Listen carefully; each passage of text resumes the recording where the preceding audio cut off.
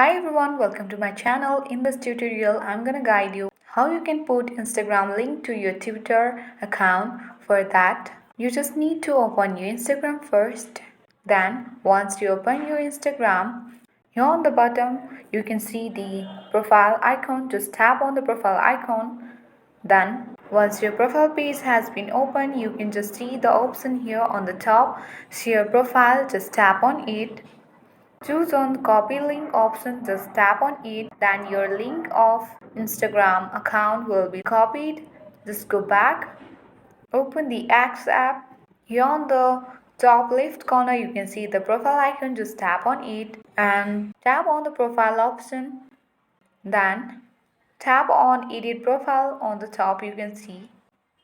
Then on the bio you can just click on it and the previous link of Instagram you can just enter in it and then you can save it. So this was it guys.